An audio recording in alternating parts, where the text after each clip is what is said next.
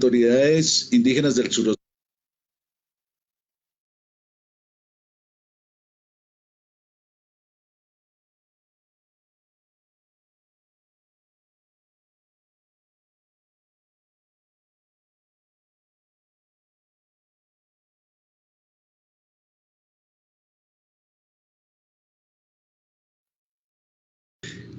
Autoridades indígenas del suroccidente, AISO, con una tradición de lucha de más de 45 años, nos tomó por sorpresa la pandemia del coronavirus y realmente nos costó un poquito de trabajo entender la dimensión de los alcances que eso tendría, pero gracias a que contamos con médicos tradicionales propios,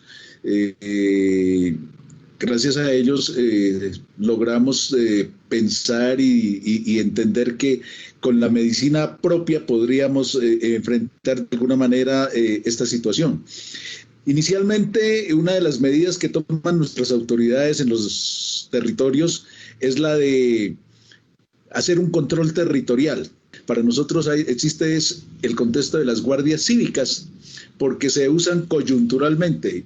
A la entrada de los territorios se establecieron y con dificultades las logramos mantener porque resulta que a la gente que quería ingresar no le gustaba mucho que nosotros taponáramos, controláramos los ingresos para evitar que nos llegara el coronavirus. La implementación del plan tiene unos retos muy complicados. Primero, como nosotros de todas maneras en territorio, particularmente en el territorio del pueblo Misak, en Guambía, se cuenta con una IPS propia que se llama Mama Dominga, en honor a una gran luchadora del pueblo Misak. Allí hay una forma de trabajo que se mueve, se combina un poco lo occidental con lo propio, pero ellos lo que hacen es colaborarnos más, por ejemplo, en las muestras médicas que hay que practicar y también en el aislamiento necesario que hay que hacer en el evento de que llegáramos a tener una contaminación masiva. Eso no ha ocurrido hasta ahora, pero en los demás territorios donde no hay este tipo de ayudas occidentales, solamente se trabaja con las plantas medicinales de nuestros médicos tradicionales. Y uno de los grandes retos que tenemos es que cuando varía un poco el clima, por ejemplo, los kits medicinales son a partir de plantas que se trabajan desde el páramo, desde los páramos se traen. Y entonces cuando el territorio está en clima caliente, pues se complica un poco porque las plantas medicinales no duran mucho tiempo en este tipo de territorios, en clima cálido.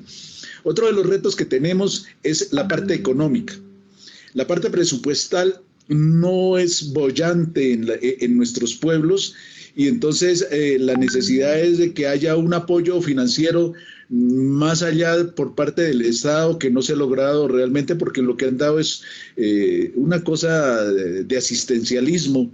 Nosotros mantener las autoridades en el control territorial, mantener nuestra Guardia Cívica es complicado porque eso implica alimentos, eso implica el sacrificio de la gente de no trabajar y no hay ningún apoyo. Otro de los grandes retos que tenemos también en materia de la implementación del plan es que en materia por las restricciones de movilidad que hay, no ha sido muy fácil hacer gestión. Tenemos ya el plan estructurado, lo tenemos con todos los objetivos, con todas las estrategias, metas, todo lo que ustedes quieran, pero la gestión se ha visto dificultada. ¿Por qué? Porque cuando queremos hacer conexiones por ejemplo, con el Ministerio de Salud, para poder ver cómo nos van a financiar estos planes, hay muchos requisitos de orden procedimental, por una parte, y lo otro, la gran dificultad que tenemos en los territorios es la conectividad. Nuestros territorios carecen de conectividad, la gran mayoría. Y entonces es muy difícil gestionar sin conectividad en esta fecha. Entonces no es tan fácil hacer reuniones virtuales desde el territorio. Nuestros taitas, tatas, mamas, mayores, mayoras, líderes, lideresas, mujeres, familias, están muy complicadas también en el sentido de que no hay una buena orientación todavía respecto de los efectos del COVID. Y entonces, como se ha hecho también restricción interna en el territorio de la movilidad, no ha habido posibilidades tampoco de ir, como es nuestra costumbre, ir casa por casa haciendo la socialización. Contamos con unos medios de emisoras comunitarias con las que se ha logrado explicar muchas cosas y sobre todo el costo que tiene la segunda parte, que es para la pospandemia, la reactivación económica, que no la hacemos desde lo occidental, sino desde lo propio, con los productos propios, tiene unos costos que todavía no hemos podido resolver, pero ya estamos avanzando en eso.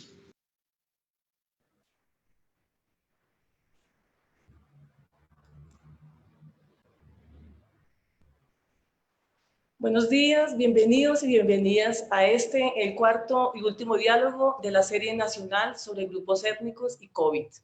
En esta ocasión, la resiliencia, la inclusión y la innovación motivan la conversación con importantes organizaciones no gubernamentales que vienen acompañando a comunidades étnicas en el país. Y hemos querido presentar las palabras de Asdrúbal Plaza, del pueblo Yanacona, desde el macizo colombiano, quien desde el liderazgo que ocupa en la Mesa Macro Regional de Concertación de Autoridades Indígenas del Suroccidente, AISO, y en los papeles que ha jugado en distintos espacios de participación e incidencia, nos compartió cómo vienen asumiendo desde su organización la pandemia. Y quisimos traerlo en este último diálogo para recordar en parte lo que nos dijeron las autoridades anteriormente, volver a lo propio, usar el sentido común para la prevención, la protección y la resiliencia, hacer alianzas, buscar caminos y hacerlos posibles para continuar. Este diálogo tiene el propósito, entonces, de oír voces autorizadas que nos aporten ideas sobre cómo podemos articularnos para aproximarnos al conocimiento y la experiencia de los pueblos y comunidades étnicas y tomarlas como referentes para encarar la crisis producida por la pandemia y la agudización de factores que ya desde antes afectaban a las comunidades, pero que con ella se agudizaron muchísimo. De ahí la importancia de abordar la seguridad y la autonomía alimentaria y nutricional de economías propias, de prácticas culturales ancestrales en clave de inclusión, de resiliencia y de innovación. Nuestros agradecimientos a quienes nos acompañan hoy en esta transmisión vía Zoom y a quienes siguen el evento en retransmisión por el Facebook Live de ONU Colombia y en la página de la Oficina Regional de la FAO para América Latina y el Caribe. Invito en primera instancia al señor Alan George Bohanik, representante de la FAO en Colombia, para que instale este espacio. El señor Bohanik es doctorado en Economía Ambiental de la Universidad de Utrecht, Países Bajos, máster en Economía Agrícola de la Universidad de Londres, en el Reino Unido, y máster en Ciencias Políticas de la Universidad de Costa Rica. El señor Alan Bohanik tiene una licenciatura en Ingeniería Agronómica de la Universidad Gabriel René Moreno de Santa Cruz, en Bolivia, y un diplomado en Economía Agrícola de la Universidad Reading, en el Reino Unido. El señor Bohanik también tiene una amplia experiencia en temas relacionados con la agricultura y la alimentación. Su última experiencia ha sido como representante de la FAO en Brasil, pero también se ha desempeñado como director técnico del Centro Internacional de Agricultura Tropical de Santa Cruz en Bolivia, director ejecutivo de la Secretaría Nacional para el Medio Ambiente de Bolivia, subsecretario de Desarrollo Forestal y Pesca en el Ministerio de Asuntos Rurales y Agricultura de Bolivia, y también en el mismo país, en su país, viceministro de Agricultura, Ganadería y Pesca en el Ministerio de Agricultura. Fue representante de la FAO en Costa Rica y representante regional adjunto y jefe del equipo multidisciplinario para América del Sur en la Oficina Regional de FAO para América Latina y el Caribe en Santiago de Chile. El señor Bohanik asumió como representante en Colombia el 20 de diciembre del año 2018. Señor Bohanik, buenos días, adelante. Muchas gracias, Deli, por esa presentación. Un cordial saludo a todas y a todos los representantes de los pueblos indígenas, de las comunidades étnicas. Un saludo especial a todos los de la Amazonía colombiana, de la Sierra Nevada de Santa Marta, a los afrodescendientes, a Asociación del Suroccidente, Canal del Dique, todos los pueblos indígenas del Canal del Dique, del Bajo Atrato, del Medio Atrato, en el Chocó, Acandí, en el Darién colombiano. Un agradecimiento muy especial a la Cooperación para el Desarrollo de Italia, que ha facilitado estos diálogos, también junto con el SINU, a la Comisión Nacional de Comunicación para los Pueblos Indígenas, el CONCIP, y a todos los que han hecho posible estos 4 diálogos donde se ha tratado de ver las respuestas de las comunidades indígenas, de los pueblos indígenas, en relación a esta terrible pandemia que nos está acechando, que está comprometiendo la economía, que está comprometiendo hasta la sociabilidad de nosotros, los seres humanos. Nos gusta estar en comunidad, nos gusta compartir, y ahora tenemos que estar encerrados en nuestras casas. Entonces, pero los pueblos indígenas, siempre como un baluarte de la humanidad, están ahí para hacer prevalecer sus usos y costumbres, para hacer prevalecer sus derechos y para hacer prevalecer también sus prácticas en relación a la medicina tradicional, ¿no? En este sentido, voy a hacer un pequeño resumen de los 3 diálogos anteriores, ¿no? Para que tengamos como memoria lo que se ha venido debatiendo y podamos entablar este 4º diálogo el día de hoy, ¿no? En primer lugar, decir que las autoridades y organizaciones indígenas compartieron sus experiencias particulares que han desarrollado en el contexto de su cultura y en el ejercicio de su autonomía y su propio gobierno. De manera generosa, las autoridades indígenas y afrocolombianos y sus organizaciones nos hablaron sobre los procesos de gobernanza, control territorial, salud, autonomía, abastecimiento alimentario, muy importante para nosotros en la FAO, sobre el uso y control de los recursos naturales, la solidaridad que debe primar en esta pandemia y también medidas para afrontar la pandemia, ¿no? En los diálogos hemos podido reconocer los procesos autogestionarios de las comunidades para salvaguardar la vida y la integridad física de sus miembros, de su comunidad, el entorno a prácticas productivas propias para garantizar el abastecimiento alimentario para el autoconsumo en épocas de pandemia. Hay que reforzar más que nunca la producción de traspatio, las gallinas de traspatio, todo lo que tiene que ver con tener el alimento lo más cerca posible para que no falte, principalmente para los grupos más vulnerables, como son los niños, los ancianos, ¿no? Los adolescentes.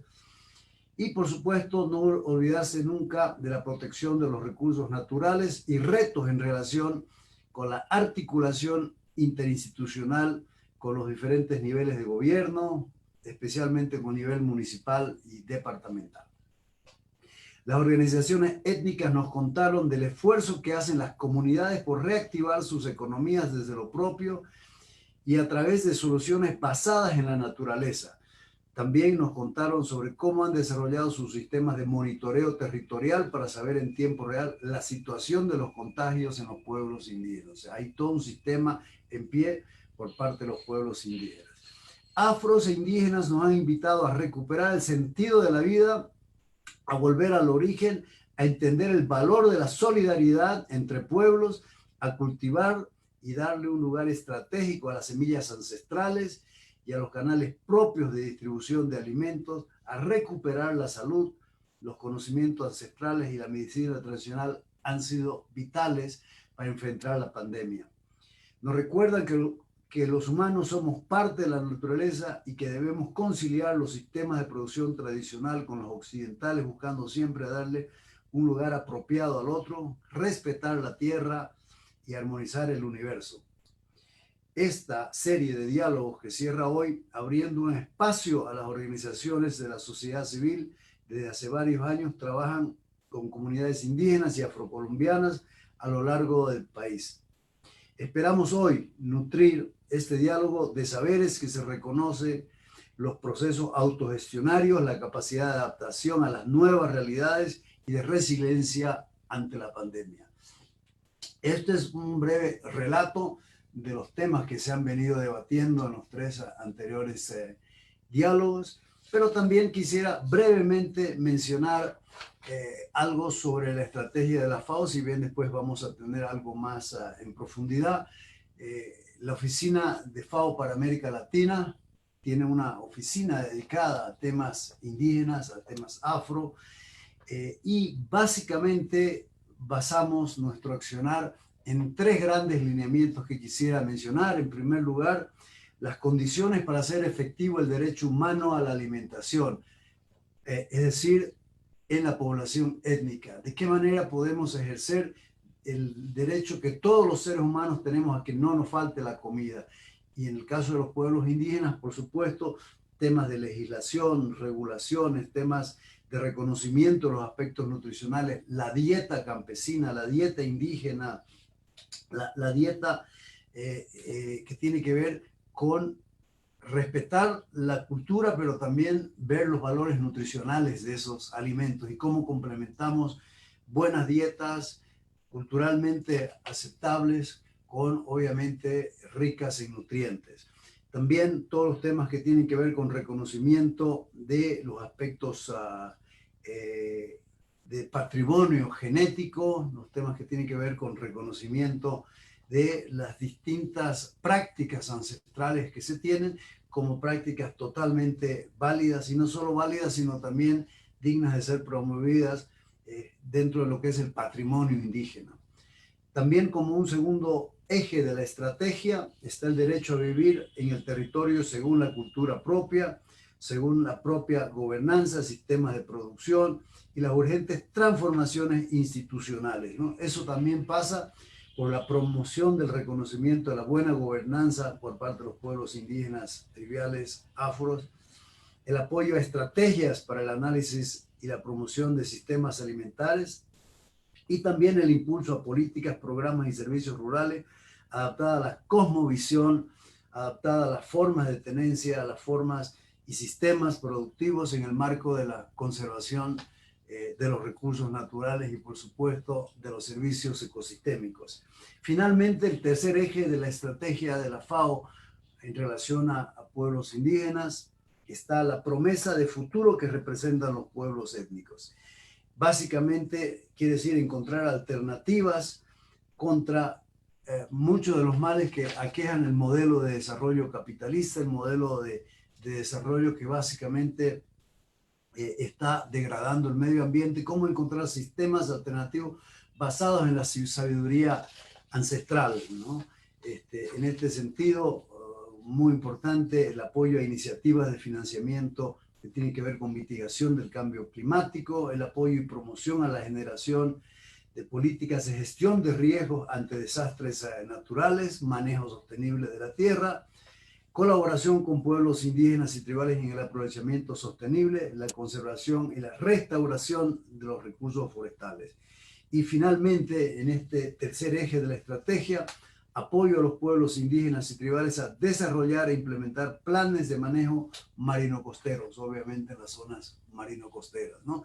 Entonces, creo que de esta manera estoy haciendo un breve relato de lo que fueron los anteriores diálogos, los anteriores 3 diálogos, los temas que fueron tratados para justamente a partir de eso entablar el diálogo hoy, y también los 3 grandes ejes de la estrategia que tiene la Organización de las Naciones Unidas para la Alimentación y la Agricultura, la FAO, especialmente en relación a los pueblos indígenas en América Latina y el Caribe. Muchísimas gracias, es un placer, un honor poder compartir con ustedes estos momentos y por supuesto quedar a su disposición para seguir apoyando, que no acabe en estos diálogos, que sigamos esta confraternización, esta búsqueda de soluciones conjuntas, esta búsqueda de alternativas para un buen vivir y un mejor vivir por parte de los pueblos indígenas, tribales, afrodescendientes. Muchísimas gracias por su tiempo y por permitirme estar con ustedes. Que tengan muy buen día y muy buenas deliberaciones. Muchísimas gracias a usted, señor Bojanik, por sus palabras. Agradecemos también a la audiencia que nos acompaña, se están reportando desde La Guajira hasta Nariño, en el Guaviare, en el Meta y bueno, en el departamento del Chocó y en el litoral pacífico. Muchas gracias. A continuación, la moderadora de este diálogo, la señora Cecilia Ballesteros, ella, nacida en el norte de Argentina, experta en temas de diálogo intercultural e inclusión social, del equipo de políticas con pueblos indígenas y tribales de la Oficina Regional de la FAO para América Latina y el Caribe, con formación en trabajo social y estudios en psicología social y abordaje integral de problemáticas comunitarias en el territorio, que se ha desempeñado en numerosos proyectos de FAO en las Américas y también en Colombia como especialista en comunicación para el desarrollo, diseñando estrategias de comunicación y educación en diversos temas con comunidades rurales y pueblos indígenas, nos acompaña. En el camino del trabajo con los pueblos indígenas, Cecilia y sus saberes de los pueblos indígenas y sus saberes culturales propios, Cecilia se formó en medicina ancestral de la mano de referentes de distintas etnias de Argentina, Bolivia, Chile, Perú, Guatemala y México, lo que ha moldeado de alguna manera su forma de pensar, su sentir y de hacer en la vida. Durante el panel recogeremos las impresiones que ustedes nos compartan, no lo olviden, a través del chat y de las redes sociales, usando para ello el hashtag hernias responden al COVID. Cecilia, tienes la palabra, bienvenida. Muchas gracias, Berly, por esa bonita presentación y gracias por el honor de poder estar al servicio hoy como moderadora en este diálogo. Buenos días a todos y a todas. Gracias por estar aquí acompañándonos en este cuarto encuentro de esta serie virtual de diálogos, grupos étnicos y COVID-19.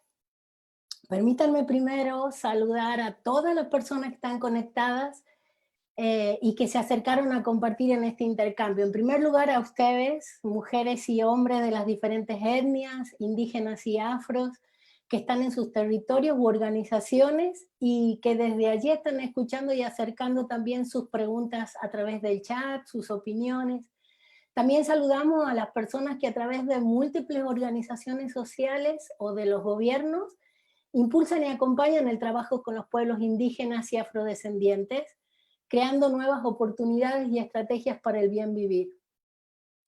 Y muy especialmente queremos darle la bienvenida a nuestras invitadas y a nuestros invitados de hoy, referentes de importantes instituciones de Colombia, con una conocida trayectoria en Colombia, que tienen muchas lecciones aprendidas para compartir con quienes nos encontramos hoy en este diálogo, y les agradezco por haber aceptado la invitación y estar aquí. Entonces ahora la invitación es, imaginen que estamos en el campo, todos juntos en un círculo, sentados bajo la sombra de un gran árbol, como cuando en la comunidad nos encontramos con la gente que nos importa, a hablar de las cosas que nos importan, compartiendo un buen tinto o un rico guarapo o tal vez una chicha. Y entonces les diría, pasen, pasen, pónganse cómodos, cómodas, tomen su lugar. Y así entonces les paso a presentar a nuestros invitados y la pasamos bien en estas 2 horas de conversación que tenemos. Y entonces, en primer lugar, quiero presentar y darle la bienvenida a Francisco von Hildebrand. Él es director de la Fundación Gaia Amazonas, una ONG que desde hace más de 30 años trabaja con pueblos indígenas en el reconocimiento de sus derechos y territorios y sistemas de gobernanza local, a través de la construcción de estrategias basadas en su conocimiento tradicional y en cooperación con comunidades locales, organizaciones de base, organizaciones de la sociedad civil y actores públicos y privados. Muchas gracias, Francisco, por estar aquí. También nos acompaña hoy Arelis Enríquez, profesional de gran experiencia en la coordinación de programas y proyectos relacionados con derechos humanos y desarrollo y construcción de paz desde un enfoque comunitario y territorial. Arelis hoy es coordinadora de la región Cauca de la Fundación Alianza por la Solidaridad, APS, una organización no gubernamental con más de 21 años de experiencia en Colombia, desarrollando trabajos en temas relacionados con una vida libre de violencia de género, con víctimas del conflicto armado y gestionando el acceso al agua, al saneamiento básico, y servicios de calidad para comunidades vulnerables. Bienvenida, Arelis, y gracias por aceptar esta invitación también. Demos la bienvenida ahora a Carlos Rodríguez, biólogo, experto en planificación del desarrollo regional urbano y doctor en ciencias naturales. Carlos es director de Tropembos Internacional Colombia desde 1998, una organización que trabaja por el conocimiento y la conservación de la Amazonía colombiana en temas relacionados con la gestión sostenible, la preservación y la restauración del paisaje, especialmente en los aspectos culturales, sociales y económicos de grupos indígenas, campesinos, mujeres y jóvenes. Tropembos trabaja en más de 10 países del sur global en la formación de redes entre investigadores, formuladores de políticas públicas y profesionales. Muchas gracias, Carlos, por hacer parte de esta mesa de diálogo. Y de igual manera, con gran gusto, saludamos a Carmen Candelo Reina, de la costa pacífica nariñense y tecnóloga de alimentos, mercadotecnia y máster en desarrollo sostenible de sistemas agrarios.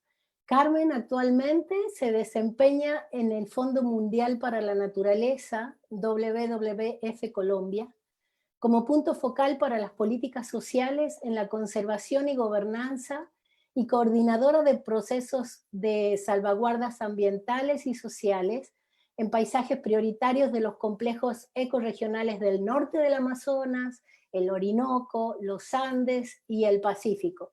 Durante los últimos 22 años ha trabajado con WWF Colombia, integrando acciones a diferentes escalas, de lo local a lo internacional.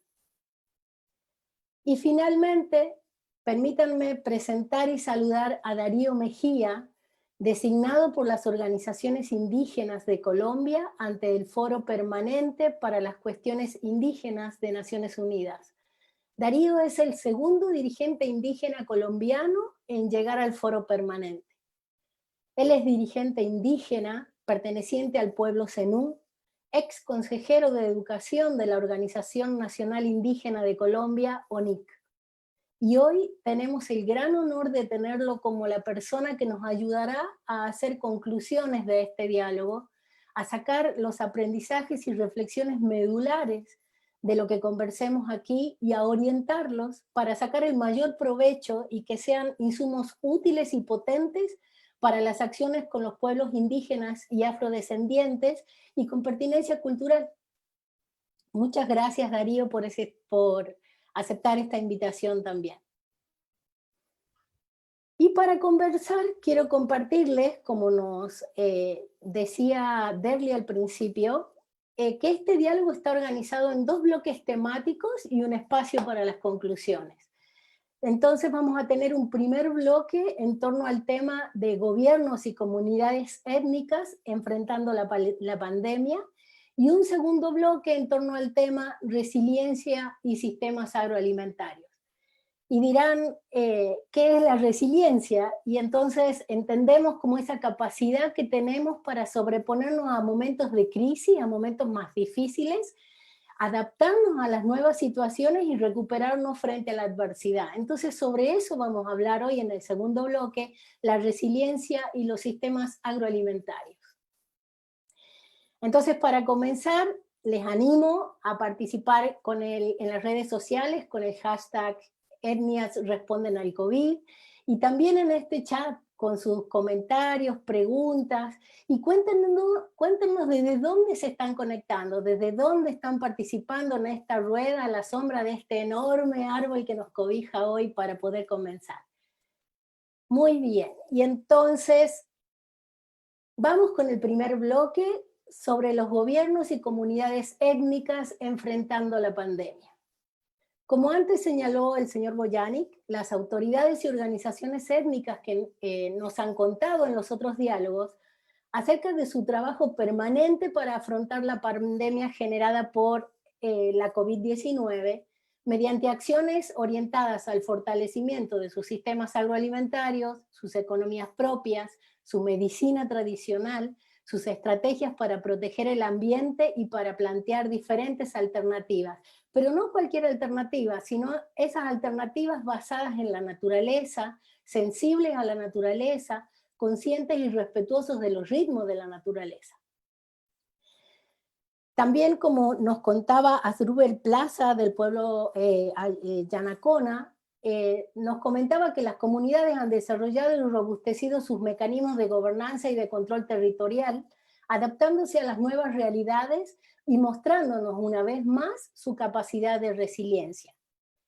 Y teniendo en cuenta estos elementos, quisiéramos preguntarles entonces a nuestros panelistas, desde su experiencia de trabajo con las comunidades étnicas, ¿cómo consideran que pueden contribuir las instituciones gubernamentales y las organizaciones de la sociedad civil al fortalecimiento de las estrategias implementadas por afros e indígenas para afrontar la COVID-19?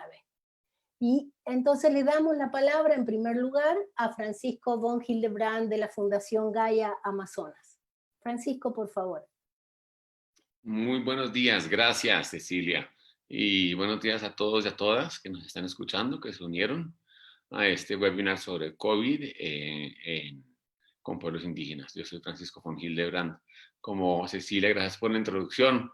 Ya tercera generación comprometido con los pueblos indígenas y la Amazonía.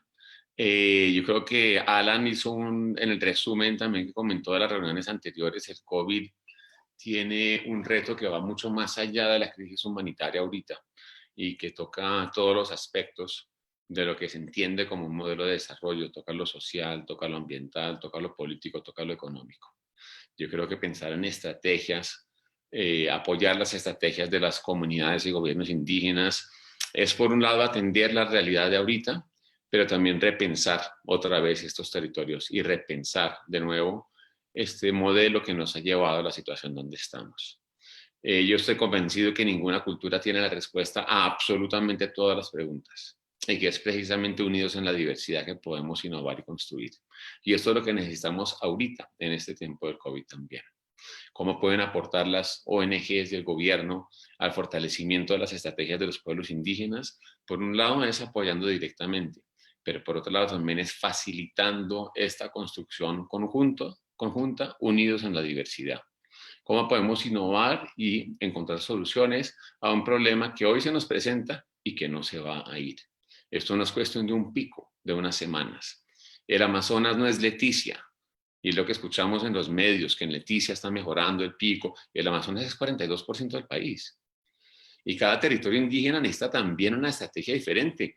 El compañero, disculpa, se me acaba de olvidar el nombre ahorita, que comentaba sobre el tema de las plantas medicinales en los páramos. Vemos también diferentes territorios tienen diferentes estrategias, diferentes conocimientos y diferentes soluciones. Toca construir desde allí, toca construir de mano en mano con las comunidades, con el gobierno, con la sociedad civil, desde lo que cada uno puede aportar. Y no olvidemos que si alguien tiene experiencias en el manejo de pandemias, han sido los pueblos indígenas, gracias a los no indígenas, que han llevado enfermedades a través de los siglos, a través del tiempo. Hay soluciones y estrategias locales para el manejo de este tipo de situaciones que existen, que están en la memoria local, desde ahí toca construir. Y ha sido muy desafortunada la respuesta en ciertas partes de Colombia por los ciertos entidades de gobierno de mandar mercados a comunidades que ya producen su comida, y esto es un atentado también a los sistemas alimentarios indígenas, es un atentado a conocimiento. Desde la Fundación Gaia, por ejemplo, trabajo que venimos haciendo desde hace más de 30 años y se basa en ese trabajo, ha sido construir de mano en mano con los líderes, las lideresas, con los tradicionales y los jóvenes, estrategias ahorita preventivas y de mitigación del COVID para los departamentos de Amazonas, los territorios indígenas en los departamentos de Amazonas, Vaupés y Guainía. Y hay que resaltar que en esos territorios los gobiernos indígenas locales son gobiernos, son entidades públicas de carácter especial. Se está trabajando directamente con el gobierno local, que es el gobierno indígena. Y se construye desde un enfoque intercultural de los conocimientos tradicionales, desde las soluciones locales, basado en los sistemas alimentarios indígenas, desde un enfoque de género y fortaleciendo el papel y la articulación de estos gobiernos locales con los gobiernos nacionales, que es un papel fundamental en cómo se hace la articulación entre los gobiernos locales indígenas, cómo se fortalece esa articulación entre los gobiernos locales indígenas y el gobierno nacional central para precisamente abordar crisis como estas, pero también abordar cómo es el futuro del modelo de desarrollo y de ordenamiento de la Amazonía. Entonces, yo sé que tengo poco tiempo, pero en resumidas cuentas, nosotros ahorita venimos trabajando con 16 gobiernos indígenas sobre 12 millones de hectáreas en el Amazonas, Guapés y Guainía, y son 4 líneas básicamente las que venimos apoyando a los gobiernos indígenas. Los kits de aislamiento, en vez de mandar Milo y chocolate, es mandar qué es lo que en realidad necesitan los hombres y mujeres para fortalecer y mantener sus sistemas alimentarios propios y no tener que ir al pueblo a exponerse. Los kits comunitarios, que es la información de afuera que se necesita, que complementa el conocimiento de las soluciones locales para tomar estas decisiones comunitarias, colectivas y territoriales. El apoyo al sistema de salud comunitario, que incluye hombres y mujeres y sistemas de salud interculturales, los sistemas de radios de comunicación y de información para saber qué está pasando. Y el apoyo a los gobiernos indígenas en la construcción también de una política de manejo de riesgo del impacto del cambio climático y la alteración de ecosistemas, porque tenemos que ver más allá del COVID, de dónde vienen estas pandemias, cuáles son las causas. Todo, Francisco. ¿Ya? Bueno, muchísimas gracias. Ok, muchas gracias, Francisco, por tu aporte, por tu reflexión. Y invitamos entonces ahora a Arelis Martínez de la Alianza por la Solidaridad a que nos comparta su visión en este tema. Bueno, buenos días a todas y a todos por acompañarnos en esta mañana. Gracias a FAO por la invitación que nos ha hecho. Nosotros desde Alianza como Solidaridad estamos fortaleciendo las comunidades afrodescendientes de Buenaventura, de Tumaco en Nariño y del norte del Cauca. A partir del acompañamiento a sus sistemas propios de protección en primer lugar, ¿no? Porque creemos que las comunidades étnicas tienen sistemas de prevención y protección, y sobre todo en unos territorios tan complejos, donde el conflicto armado se ha reorientado hacia otras dinámicas que colocan en mayor vulnerabilidad a estas poblaciones. Esta pandemia creo que nos hace un llamado a lo que está pasando con el cambio climático, y es pensar que las pandemias no solo se dan por el sistema de desarrollo económico que estamos viviendo y por toda esta influencia que tiene, sino también nos hace un llamado a cuidar de esa casa grande que dicen las comunidades afro que debemos cuidar, y a los cuales nos hace reorientarnos hacia los saberes y dinámicas propias y ancestrales étnicas, ¿no? Desde Alianza hacemos un acompañamiento en temas de acceso al agua, que en este momento es tan importante no solo para los ecosistemas, sino también para los temas de prevención contra la COVID, ¿no? Somos conscientes que nuestras comunidades rurales no todas tienen acceso a agua, entonces una de las dinámicas y apoyos que hacemos es cómo llevamos a estas comunidades étnicas del norte del Cauca, de Buenaventura, de las zonas rurales también de Tumaco, a que puedan acceder a esa agua. Pero esto lo hacemos también acompañado de capacitaciones, de acompañamiento técnico para la prevención del COVID, teniendo en cuenta sus dinámicas propias. O sea, no podemos desconocer la capacidad de resiliencia que tienen las comunidades a ciertas adversidades y a ciertas enfermedades. Creo que son las comunidades étnicas, los afros, los indígenas, quienes nos enseñan a nosotros cómo volver a eso que hemos perdido por los modelos hegemónicos de desarrollo. Es importante fortalecer esas cosmovisiones y esos saberes dormidos en algunas comunidades donde la misma dinámica económica ha llevado a perderse. Hay que apoyarlos en ese rescate ancestral que en este momento les está fortaleciendo en sus sistemas de salud, en sus sistemas de pervivencia, en sus sistemas de control, ¿no? O sea, porque es que en las zonas rurales de Colombia no solo vemos los controles que ejercen los otros actores que están y que hacen parte de este conflicto colombiano, sino esos controles de territorio como gobierno propio que son, y que son un mecanismo de protección a esta pandemia que va aumentando día a día en nuestro país. Alianza tiene un compromiso muy grande en seguir apoyando todas estas dinámicas territoriales en las comunidades tanto indígenas como afro, del norte del Cauca, del Pacífico colombiano donde estamos, y en nuestras regionales. Creemos que esto no es solo del saber ancestral, sino que son pueblos que están en peligro de extinción, y eso tenemos que reconocerlo también, que necesitan más que nada el apoyo de los gobiernos locales y el trabajo de las organizaciones de la sociedad civil para poder que esas lenguas nativas, que esas culturas sigan perviviendo en nuestro país. Muchas gracias, Arelis, por tus palabras. Y entonces les damos la palabra en este momento al señor Carlos Rodríguez de la Fundación Tropembos. Adelante, Carlos. Muchas gracias, Cecilia. Muchas gracias por la invitación y muchas gracias por ser moderadora y curadora.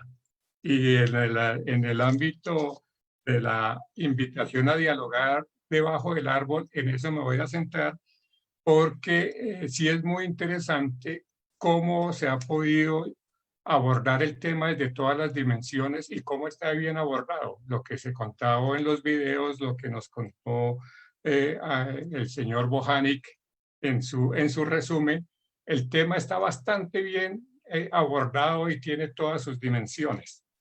Pero lógicamente yo creo que nos hace falta esos espacios de la interacción, los espacios de diálogo, los tiempos del diálogo.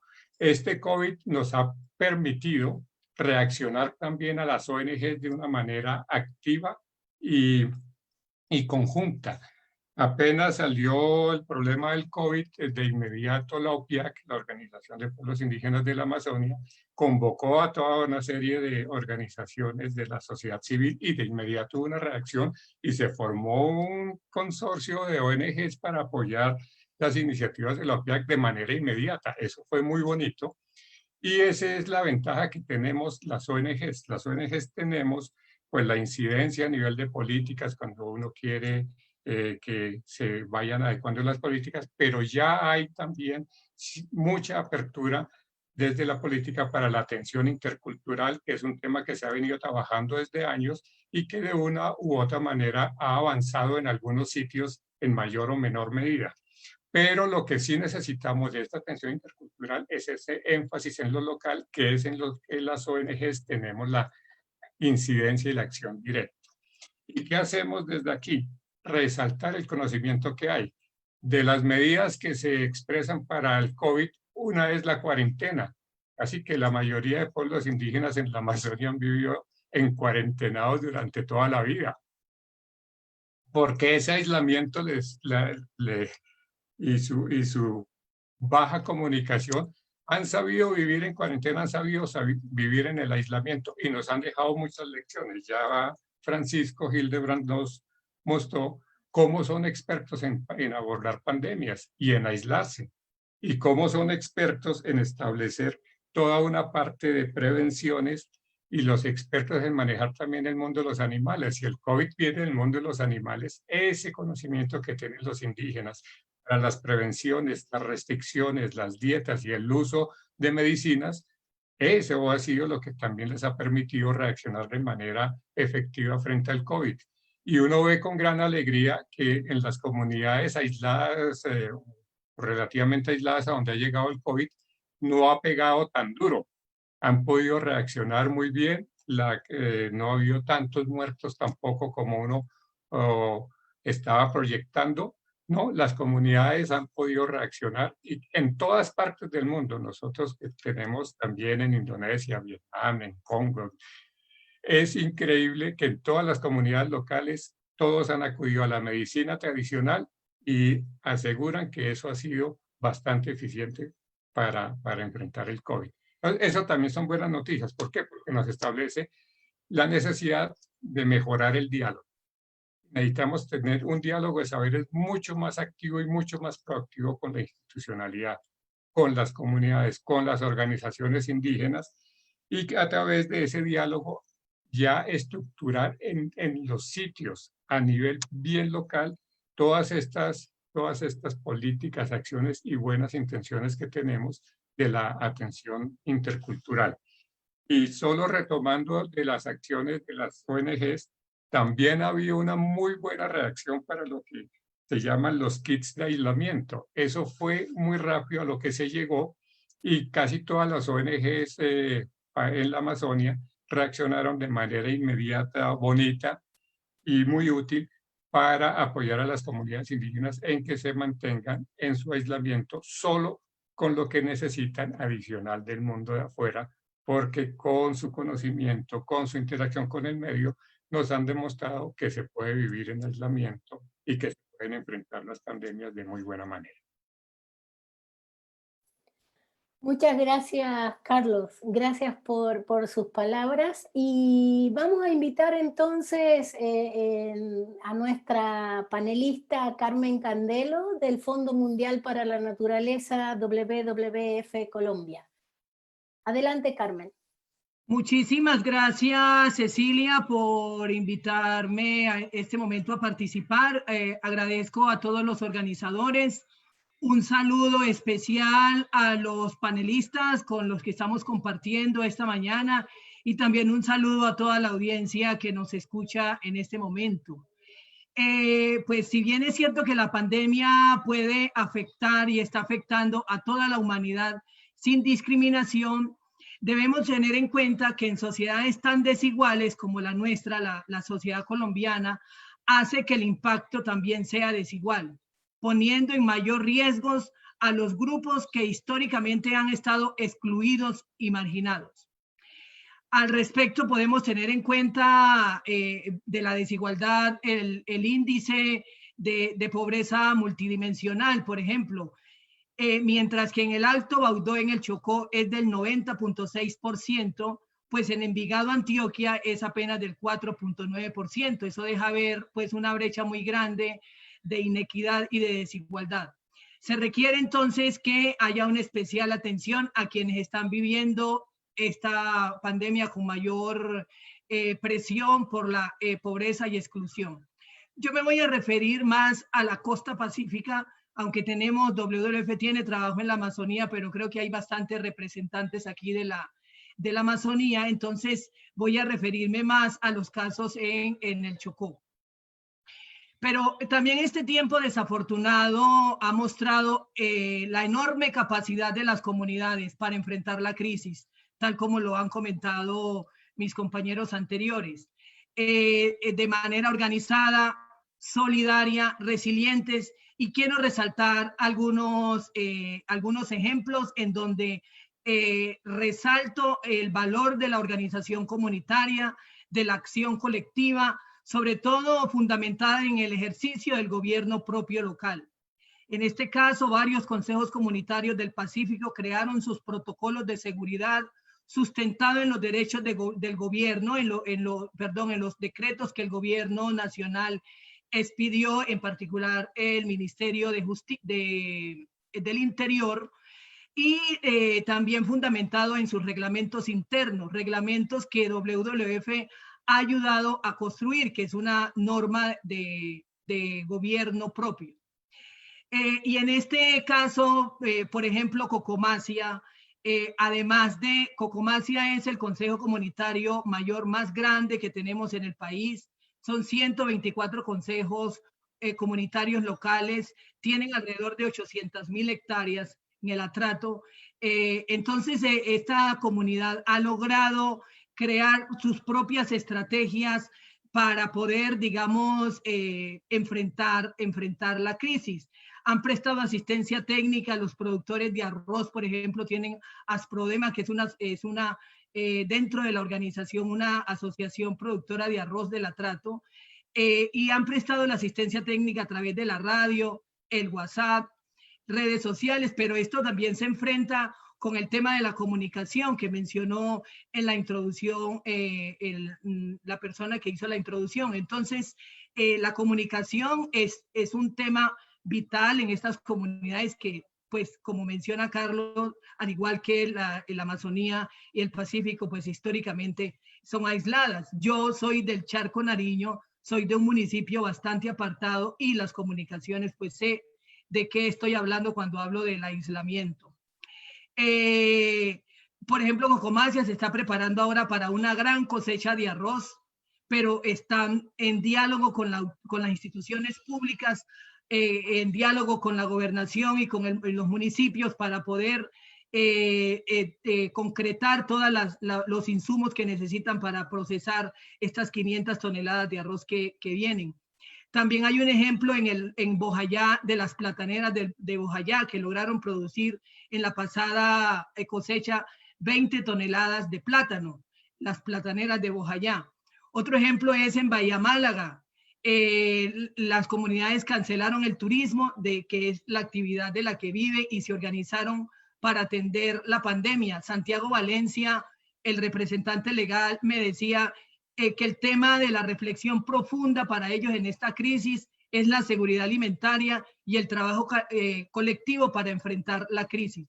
En Tumaco, Nariño, por ejemplo, también un grupo de mujeres, y aquí quiero resaltar el rol de las mujeres en esta pandemia, porque ellas son las responsables de poder aprovechar los recursos para la subsistencia. Y entonces ellas se organizaron en un proyecto que llaman Proceso de Vida de Relación Campo-Poblado, que son 10 comunidades del proceso de comunidades negras en Tumaco. Todas estas experiencias muestran la importancia y la necesidad de promover y apoyar acciones de solidaridad que tienen arraigo en lo cultural y que aportan al buen vivir. Considero que sí hay pistas para responder a la pregunta de cómo poder fortalecer las estrategias. Debemos lograr que los gobiernos locales y regionales tomen estos ejemplos, presten atención, apoyen y fortalezcan esta capacidad de resiliencia. Y quisiera retomar el tema que mencionó Asdrúbal Plaza, autoridad indígena del suroccidente, que hizo la introducción sobre el tema de las comunicaciones. En realidad, esta manera como estamos desarrollando este evento va a continuar por mucho rato siendo la manera de comunicarnos, de las transacciones, de las negociaciones, pero las comunidades están aisladas. Yo creo que hay que hacer un esfuerzo para que las comunidades puedan conectarse, para que romper esta brecha también de la conectividad, para que se pueda, digamos, incorporar las comunidades en todos los sentidos, ¿no? Y en todos los niveles, en toda la integralidad como se requiere. 30 segundos, Carmen. Bueno, gracias.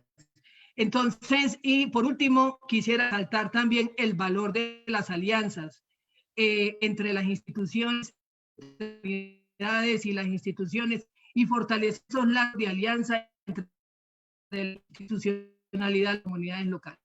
Muchas gracias. Muchas gracias, Carmen, por tus palabras. Y este aporte de cada uno fue, tan interesante y enriquecedor.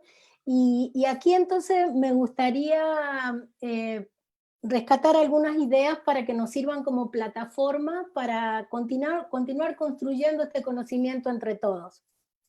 Una de las cosas que me gustaría destacar aquí, básicamente tiene que ver con este llamado que han hecho todos los panelistas a construir entre todos los sectores, ¿no?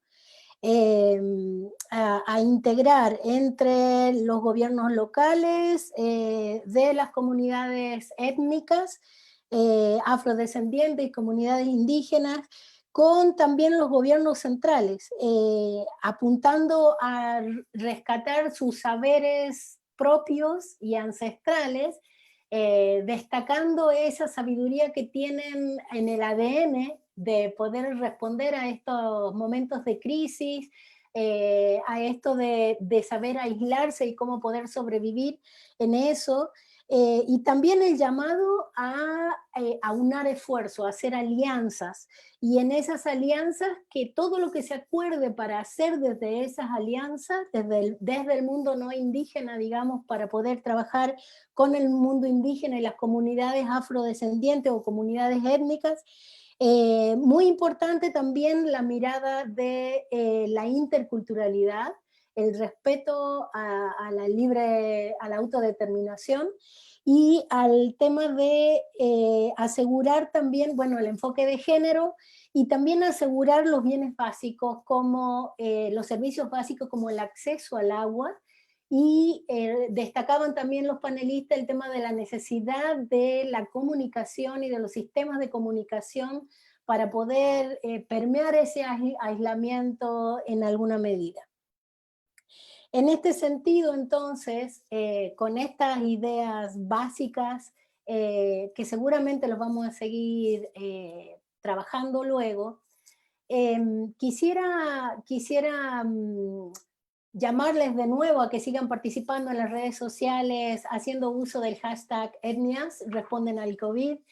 Y también, si revisamos el chat, está súper, súper bueno.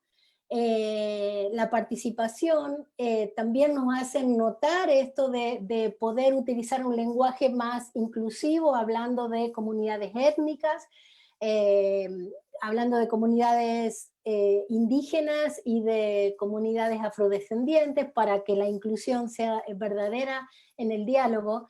Y les animo a seguir participando en el chat, a hacernos llegar sus miradas, sus preguntas, cuéntenos de dónde se están conectando para que todos sepamos quiénes estamos debajo de la sombra de este gran árbol. Y bueno, les animo en este minuto a pasar al segundo bloque. Este segundo bloque del que hablábamos, que hace referencia a la resiliencia y los sistemas agroalimentarios. Sí están escuchando, ¿verdad? Escuchamos perfectamente. Perfecto. En este segundo bloque, entonces, de la resiliencia y los sistemas agroalimentarios, cabe destacar que en diálogos anteriores las autoridades y organizaciones afrodescendientes e indígenas nos han manifestado cómo con sus propias capacidades y saberes dieron respuestas a la contingencia y contribuyeron a enfrentar el impacto de la COVID-19. Y cómo esto también pasa por la reactivación, o mejor dicho, por la revitalización de sus economías desde lo local, con pertinencia cultural, en reconocimiento y uso de sus prácticas sostenibles que privilegien pequeñas y medianas economías y que sean respetuosas del medio ambiente.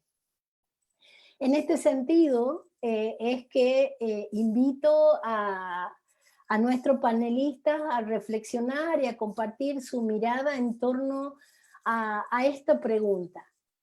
¿Cómo se puede apoyar la revitalización de las economías propias de los grupos étnicos a partir del conocimiento tradicional, incorporando sus buenas prácticas y articulándolas con hábitos de consumo responsables? En definitiva, tiene que ver con también la creación de nuevos hábitos de consumo. Entonces, les acerco esa pregunta para que reflexionemos juntos. ¿Cómo podemos apoyar la revitalización de las economías propias de los grupos étnicos a partir del conocimiento tradicional, incorporando sus buenas prácticas y articulándolos con hábitos de consumo responsable? Y entonces, en este minuto, invito a comenzar compartiendo la palabra a Arelis Martínez, por favor, de Alianza por la Solidaridad. Adelante, Arelis. Bueno, Los temas de monocultivos, la proliferación de las economías ilícitas en nuestras comunidades étnicas ha llevado que estas franjas de producción agroalimentaria y los sistemas propios de producción se vayan disminuyendo. Lastimosamente, estas economías ilegales ha permeado muchos territorios colectivos en el Pacífico colombiano y en el norte del Cauca.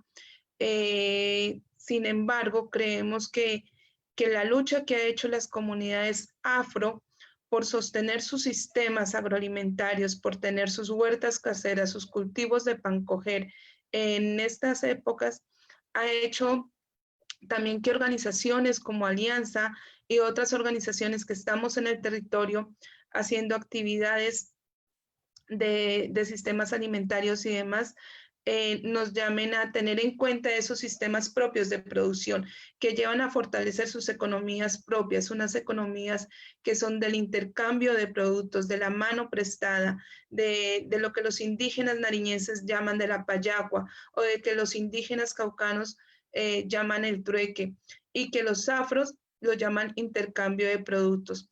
En las comunidades del norte del Cauca afrocolombianas vemos hoy que se hacen unos intercambios de producto por la misma restricción de la movilidad que hay entre sus veredas, como hacen un intercambio de plátano, como hacen un intercambio de panela. Sin embargo, la misma dinámica y la misma complejidad de restricción hace que algunos elementos no puedan entrar al territorio.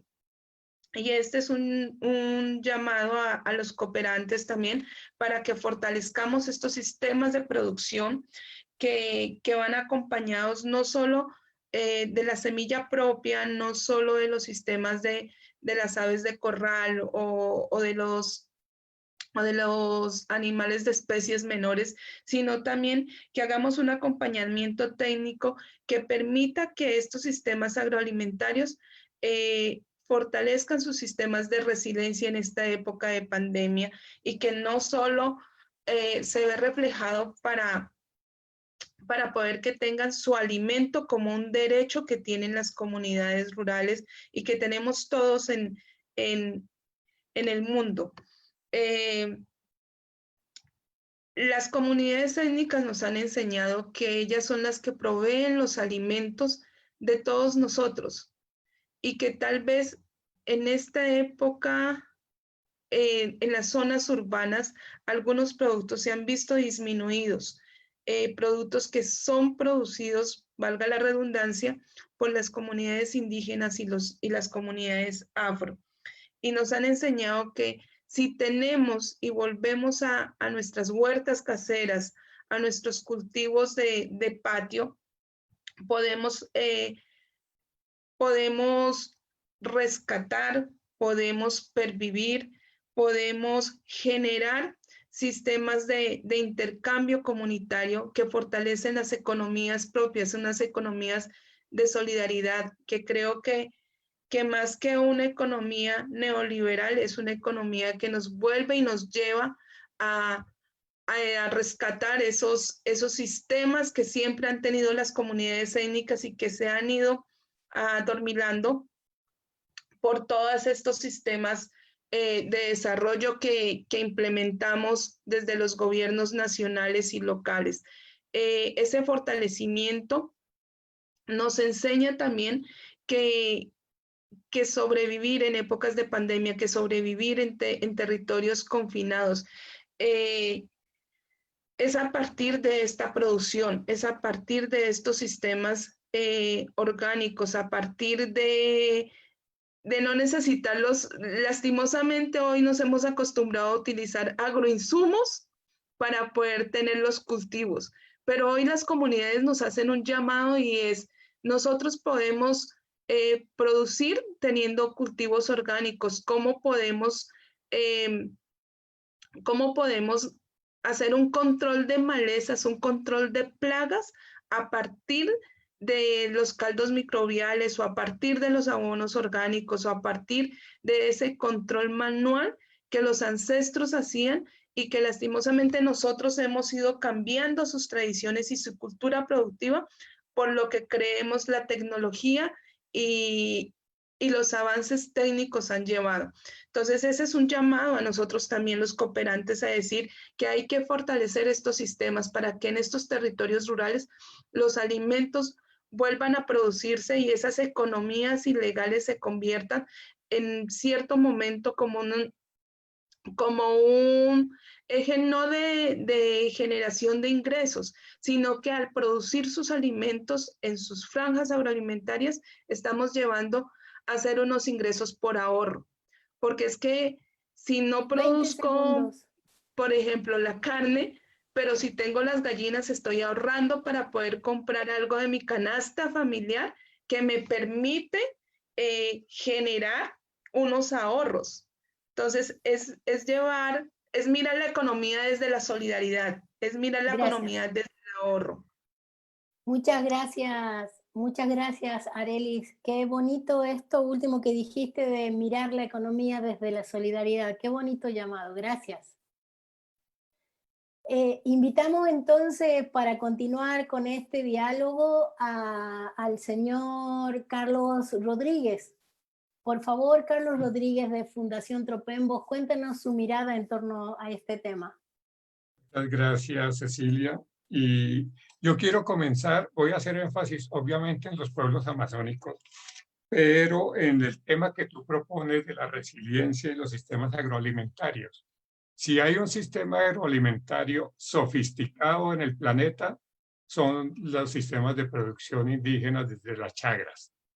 Y aquí se basa en unos conceptos lindísimos. La mamá de abundancia, que quiere que sus hijos tengan comida abundante. Y el canasto de abundancia. Y en el canasto de abundancia incluye la biodiversidad. Entonces, tener comida en abundancia y en todos los periodos del año. Y esto se refiere a que a cada grupo étnico le correspondió un conjunto de plantas cultivadas, de animales para vivir bien. Y dentro de esto, los sistemas agrícolas indígenas muestran que cada grupo étnico domina entre 115 y 150 variedades de plantas. Cuando uno tiene 150 variedades de plantas, pues va en contra de todo el monocultivo que acaban de mencionar. Obviamente, aquí está una riqueza impresionante en agrobiodiversidad y esas son lecciones que tienen las comunidades indígenas para el mundo. ¿Cómo tratar el bosque húmedo tropical? Así. Se ha interactuado con él durante más de 10.000 años. Y desde la chagra se vuelve a devolver al monte para que sea de chagra a monte y por eso tenemos hoy en día esa cobertura vegetal tan impresionante en la Amazonia, porque el sistema agroalimentario se ha tratado, se ha intervenido siendo muy consistente con el monte y la presencia del bosque. Y aquí es en donde están también las alternativas y las propuestas. Como no sabemos eso, nosotros deforestamos. En Colombia estamos llegando, bueno, en promedio 200.000 hectáreas por año en los últimos años. Y se hace un plan de restauración. Y en ese plan de restauración no preguntamos a los especialistas del bosque, que son los indígenas, y son las comunidades que lo han manejado durante 10.000 años. Y hacemos un plan de restauración, pero estos planes de restauración también pueden ser una alternativa económica. El país se compromete a restaurar 200.000 hectáreas. ¿Con qué? ¿De qué manera? Solo desde un pensamiento técnico y forestal. ¿Dónde están las comunidades indígenas poniendo ese conocimiento tan sofisticado del bosque para ofrecerlo a la restauración? Entonces aquí salen alternativas como la restauración productiva participativa, basada en el conocimiento tradicional. Y las comunidades nos pueden enseñar cómo se restaura y cómo se restaura en todas esas zonas que hemos degradado por utilizar sistemas de producción que no son adecuados para las regiones. La ganadería que compacta los suelos, que erosiona, etcétera, etcétera. ¿Cómo se puede reemplazar con el bosque desde una visión productiva? Y en esto las comunidades nos van a enseñar mucho. Ya hay más de 120 especies forestales que se pueden restaurar, que se conocen los ciclos de vida, que se conocen las relaciones ecológicas. Pues esas son las lecciones desde el mundo indígena para que vayamos dialogando con toda la institucionalidad técnica, con la academia, para poder proponer propuestas, modelos de restauración productiva que ayuden a llenar las metas que tiene el Estado. En Colombia se comprometió a sembrar 180 millones de árboles. Pues 180 millones de árboles implica también el desarrollo de un modelo económico y un modelo financiero. Entonces, la participación de las comunidades aquí yo veo que va a ser fundamental. Y en esa restauración productiva participativa, teniendo en cuenta el conocimiento tradicional de las comunidades del bosque, puede ser una opción para volver estas fronteras agrícolas y la expansión de la frontera agropecuaria en la expansión de la frontera productiva, que incluye a los bosques, el conocimiento de las comunidades y todo el potencial económico que tiene esa restauración, incluyendo los saberes locales. Muchas gracias, Carlos. Muchas gracias por esta bonita propuesta. Y para continuar, entonces, invitamos a Carmen Candelo del Fondo Mundial para la Naturaleza, WWF Colombia, a que nos comparta su mirada en torno a esta pregunta. Adelante, Carmen. Muchas gracias. Pues las comunidades en el Pacífico, además de padecer y lidiar con un sistema de salud deficiente, lejano, precario o a veces inexistentes, han tenido tremendos problemas económicos. No han podido vender sus productos y si lo han logrado, han tenido precios muy bajos. Por ejemplo, una situación que sucedió con los pescadores, y también es un tema que casi en estos foros no se toca porque olvidamos que tenemos dos océanos, olvidamos nuestra parte marina y que hay una gran cantidad de pescadores que también se han afectado con esta situación.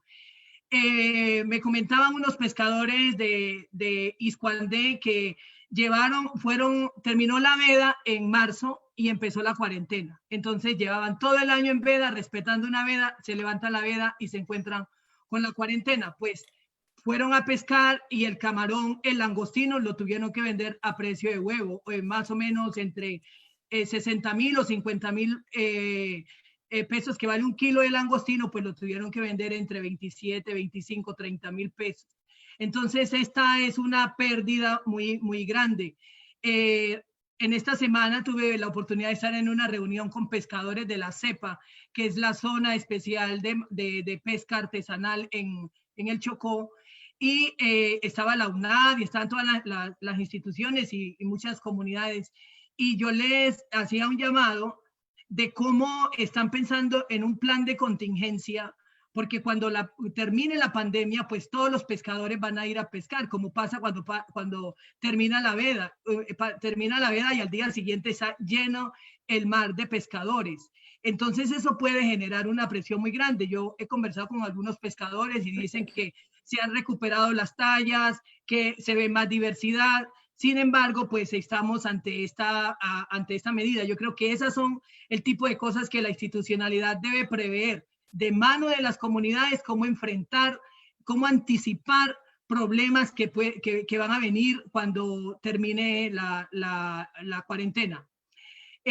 Lo que ha mencionado Arelis, lo que ha mencionado Carlos, me parece que son prueba palpable de la actitud constructiva y positiva de las comunidades locales, de su resistencia y de su capacidad de adaptación, de aprovechar sus conocimientos para superar las dificultades. Para revitalizar las economías propias, entonces debemos tener en cuenta estas experiencias que demuestran que el bosque no es solo un hábitat de recursos y diversidad biológica, sino un espacio social, cultural y político. Una forma o una medida que insistimos en la articulación de los instrumentos de gobierno, planes de vida, planes de desarrollo étnico territorial, con los instrumentos de gestión de los municipios. Todos estos municipios de la costa, la mayoría son municipios PEDET, que son una medida que tomó el gobierno después del acuerdo de paz para poder dinamizar todo el desarrollo, planes de desarrollo con enfoque territorial. Entonces están en este momento, yo creo que esas son una de las oportunidades que las comunidades se puede aprovechar, pero eso se necesita capacidad para incidir, capacidad para participar. En WWF tenemos experiencia en el desarrollo de emprendimientos para promover la conservación. En un proyecto que terminamos recientemente se promovieron algunas iniciativas en el Chocó, alrededor de 15 iniciativas, todas culturalmente apropiadas, todas con planes de negocio para que digamos, no es promover las economías y dejarlas en un nivel, sino completar el ciclo hasta la comercialización, ¿no? Necesitamos más que mirar la crisis por el espejo retrovisor, sino prepararnos para el futuro, como les comenté de la experiencia de los pescadores. Un elemento muy importante que hemos tocado nosotros es el fortalecimiento de las capacidades. Y hemos tenido enormes aprendizajes con esta estrategia de fortalecer las capacidades en los contextos locales, de acuerdo a las necesidades, fortalecer los gobiernos locales, porque los consejos comunitarios en el Pacífico colombiano son gobiernos propios, los territorios indígenas, los resguardos indígenas y los consejos comunitarios. El 90% de la población del Chocó de toda la región Pacífico es afro, hay un 6% indígena y todos son gobierno. Entonces es un territorio que tiene una estructura de gobierno que debe de ser aprovechada. Quiero también, Carmen, por favor. Ya, resaltar que refiriéndonos al consumo responsable debemos de promover la idea de que la salud de la tierra sustenta la salud humana y ambiental. La naturaleza, a través de la crisis del COVID, nos ha recordado las conexiones entre la salud humana, los paisajes resilientes y la estabilidad económica y los medios de vida. Y un aspecto que permíteme que me toco es el tema de la familia, de recuperar este tiempo de pandemia nos ha permitido estar con la familia y me parece que es el primer círculo que tenemos los individuos para reactivarnos, para movilizarnos, para ser más proactivos, y me parece que ese es un punto de atención también, cómo estamos valorando el tema de la familia. Muchas gracias. Muchas gracias, Carmen, por tus aportes, y vamos a invitar a Francisco von Hildebrand de la Fundación Gaia Amazonas a que nos acerque su mirada y su aporte a este diálogo. Adelante, Francisco, por favor. Cecilia, gracias otra vez. Pues para comenzar les cuento un cuentico. Tenía unos puntos acá, pero empecemos por otro lado. Esto fue hace unos años. Por razones de la vida terminé en un país en el Medio Oriente con 3 amigos del Pirá Paraná: Maximiliano Macuna, Conga Macuna, Jesús Macuna, unos chamanes, unos líderes impresionantes. Y en un momento estábamos en esta opulencia del Medio Oriente y ellos estaban hablando y yo les dije, ¿pero qué es lo que ustedes tanto dicen? Y dijeron, no, Pacho, tranquilo. Y dije, ¿pero qué es lo que dicen? Y me dijeron, no, Pacho, es que esta gente es tan pobre. En la mitad del Medio Oriente. Y dije, ¿pero cómo así que es tan pobre? Y me dijeron, sí, ellos solo tienen plata. Nosotros tenemos ríos, monte, tenemos variedad de semillas, tenemos cultivos, pescados, tenemos seres espirituales, comunidad, tenemos familia. Yo creo que esa pequeña anécdota nos resume todo, ¿no? Frente a lo que estamos ahorita hablando, frente a lo que son las economías locales, frente a lo que es el conflicto entre las economías propias y las economías del mercado que vienen arrasando al Amazonas y que son la causa de esto. El COVID no vino de ningún lugar. El COVID viene precisamente de la destrucción del medio ambiente. Los indígenas saben dónde están estas enfermedades, los llaman sitios sagrados y dicen, ahí no hay que ir porque ahí te enfermas y te mueres. Y no estamos escuchando y construyendo con los pueblos indígenas. Una economía propia, una economía local se basa desde los sistemas alimenticios indígenas. Carlos mencionaba más de 160 plantas que puede tener una familia. La alimentación global se basa en 6 variedades de alimentos diferentes. Y no es solamente un tema alimenticio, es un tema que está relacionado a la cultura, al territorio, a las dinámicas sociales y ambientales. Y las mujeres son las grandes ingenieras forestales, dependiendo de estas semillas, cómo las cultivan, en qué tipos de suelos. Diferentes especies migratorias van a llegar una vez que suelten la chagra, el cultivo, y se va a regenerar de una manera u otra ese pedazo del Amazonas. El Amazonas es más rico en biodiversidad hoy precisamente por esa interacción socioambiental.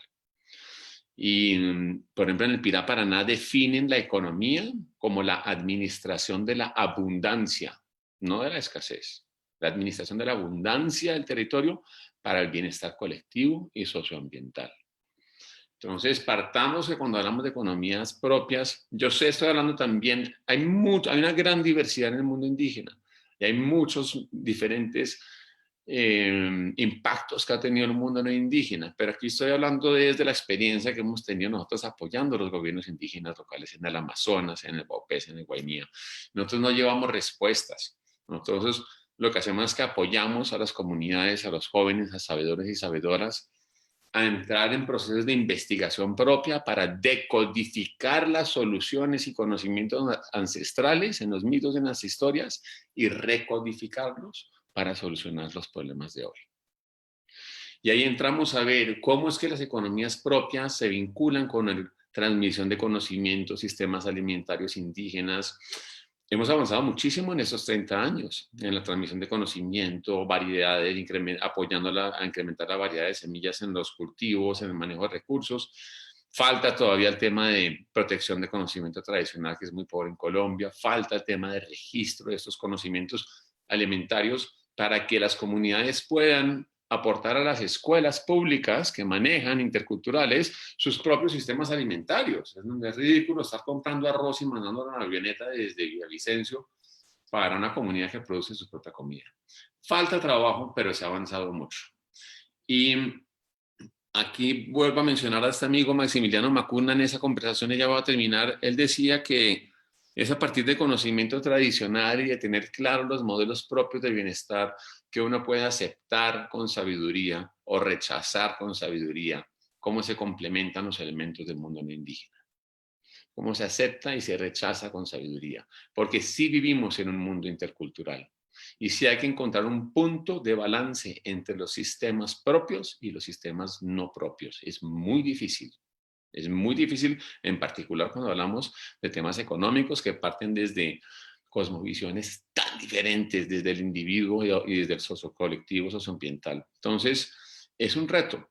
Pero para cerrar aquí es que no podemos hablar de lo económico si no hablamos de lo político, no hablamos de lo administrativo. Y en Colombia tenemos la gran oportunidad histórica de la cuenca amazónica. En este momento, mientras que estamos en esta conversación, desde finales del año pasado, y esperamos que para finales de este año se avance contundentemente y se logre registrar los primeros consejos indígenas de Colombia, los primeros sistemas de gobierno plenamente reconocidos por el Estado como gobiernos locales. Esto no es un hipotético, esto no es, deberían de reconocerse los gobiernos indígenas, se está haciendo, pero se necesita del apoyo, de la voz de los indígenas y no indígenas de toda Colombia. Aquí tenemos la oportunidad de mostrar que sí es posible cogobernar entre indígenas y no indígenas. Y eso es lo que está pasando en el departamento de Amazonas, Baupés y Guainía. ¿Cómo se hace este empoderamiento político una realidad para que se puedan replantear estas visiones de economía, estas visiones de desarrollo? Y no desvinculemos lo uno con lo otro. Pero aquí tenemos la posibilidad de transformar la agenda de desarrollo amazónica. Y es una realidad que está sucediendo, pero necesitamos el apoyo de todos y todas. Eso es. Gracias. Muchas gracias, Francisco, por tus aportes, por tus palabras. Qué bonito el contenido de sus mensajes, tan alentador ante esta pregunta que decía cómo apoyar la revitalización de las economías propias de los grupos étnicos a partir del conocimiento tradicional incorporando sus buenas prácticas, articulándolas con hábitos de consumo responsable. Maravilloso todo lo que han aportado, y entre esto les pido que me dejen destacar algunas ideas que me parecieron así como importantes para seguir adelante. Uno, esto que lo han mencionado primero Arelis, pero que después todos lo han sacado, que es el tema de la economía de la solidaridad, de poder reformar este sistema de la economía mirando los saberes ancestrales y fortalecer esas economías locales con pertinencia cultural. Y también otra cosa que nos decían es como los planes de restauración y los aportes que se hacen, los aportes técnicos que incluyen la sabiduría de las comunidades étnicas. Muy bonitos los aportes técnicos, pero si no tejemos en eso la sabiduría de los locales, la sabiduría de las comunidades afro y la sabiduría de las comunidades indígenas, no van a ser respuestas válidas en verdad. En este sentido, el llamado a trabajar gobiernos locales, con los gobiernos centrales, con la ONG, mirando la sabiduría local y delinear esas estrategias para abordar los problemas que debemos aprender a anticipar, y esas estrategias que delineemos, abordarlas con las comunidades étnicas. Fortalecer las capacidades locales, el intercambio local, ver cómo podemos hacer para fortalecer esa producción local, la producción de los productos locales. Fíjense la sabiduría que hay en cada semilla, que las mujeres, como nos decía Francisco, en las comunidades en general son las guardadoras de la semilla y esa sabiduría y el alimento de la humanidad que está ahí. Cómo poder rescatar, y esto también con el enfoque de género, entender el valor importante de la mujer en las comunidades, en articulación con el importante también lugar que tienen los hombres. En ese sentido, no perder de vista la diversidad de las especies, la diversidad de las culturas, la diversidad de los paisajes, los microclimas, para que de verdad estas economías locales sigan fortaleciéndose. Apostar esto que dijo Carmen es maravilloso, ¿no? Cuando dijo comprender que la salud de la tierra sustenta la salud de la humanidad. Y a eso vamos, y nuestro aporte desde la cooperación, desde las organizaciones, desde los gobiernos locales y centrales, poder entender esto con la mirada en la naturaleza, en su ciclo, con el respeto a la naturaleza que eso tiene. Y como tenemos unos minutitos previos, quisiera aprovechar este minuto porque en verdad el chat está riquísimo. Todos los que están ahí conectados con nosotros para que esto sea un diálogo también están trayéndonos su propia sabiduría, ¿no? Y entonces nos dicen: saludos desde Barranquilla, atentos todos difundiendo esta iniciativa a través de la plataforma Comunicación Voces desde el Rincón, como los 3 diálogos anteriores, y esperamos que surjan nuevas acciones como esta serie. Eso nos decía Paul Muñoz. También Diego Casallas nos decía, él rescataba de Carmen que los bosques no son solo un espacio de conservación de la biodiversidad, sino que son un espacio social, cultural y político. Gracias por eso, Diego. Desde Walter en el chat nos decía: el lenguaje debe ser también reconocido. La berraquera y capacidad de aguante que ustedes han denominado resiliencia hace parte también del lenguaje propio. La tulpa, la terraza, etc. Maravilloso todo esto, muchas gracias. También nos decían que la agrobiodiversidad de las comunidades indígenas es uno de los recursos más importantes de la humanidad y ha sido una herramienta de los pueblos étnicos para afrontar la pandemia. Qué bonito, en verdad, todo esto que nos están diciendo. Muchas gracias. Gracias por su participación, por su riqueza. Esto es, en verdad, enriquecedor que este desafío que nos trae la COVID en este momento, que pareciera que nos tenemos que aislar, pero en realidad es el desafío a flexibilizar nuestros modos de hacer y ver que podemos comunicarnos y estar en contacto desde muchos otros modos y que podemos seguir construyendo juntos. Hay que aflojar nuestras mentes, flexibilizar nuestras mentes, nuestra voluntad, abrir el corazón y encontrarnos cara a cara con el otro. Desde lo que el otro necesita y desde lo que el otro está diciendo, abrir nuestros oídos, pero conectar los oídos con el corazón también. En ese sentido también me encantaría ahora dar lugar antes agradecerle a Arelis, a Carmen, a Francisco, a Carlos, por habernos acompañado y por la generosidad de sus aportes, ¿no? Y entonces dar paso darle la palabra a Darío Mejía del Foro Permanente para las Cuestiones Indígenas de Naciones Unidas. Darío, querido, recibimos con gusto tus observaciones y las conclusiones de este compartir acerca del intercambio que acabas de ocurrir, para que nos ilustres desde tu mirada cuáles serían las conclusiones, con qué nos tenemos que quedar para poder seguir compartiendo y construyendo en adelante. Adelante, Darío Mejía, por favor.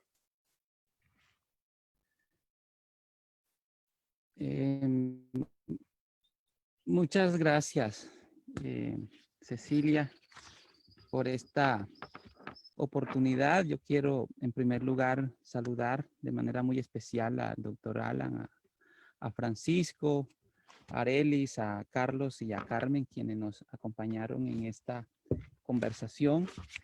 Yo tengo que manifestar que aquí, mientras les escuchaba a cada una y a cada uno, tomaba notas, y que luego, cuando uno le invitan a hacer un resumen, una conclusión de un espacio tan rico, tan diverso, uno como que se coloca la mano y dice, ¿y por dónde empiezo? ¿Qué es eso que yo puedo priorizar de tantas ideas tan importantes que se han desarrollado en esta conversa? Y entonces sí que es una pregunta difícil, mi estimada Cecilia. Pero quiero, antes de hablar algunas cosas sobre lo que aquí se ha dicho, presentar unos datos que a mí me parece que son importantes. En el mundo, los pueblos indígenas somos 476 millones de personas. Representamos el 6.2% de la población global. En América Latina somos cerca de 500 millones de personas, y tenemos el 37% del territorio más importante, que es el territorio boscoso, los bosques, la Amazonía. De manera que nosotros, los pueblos indígenas a nivel del mundo, y en especial en América Latina,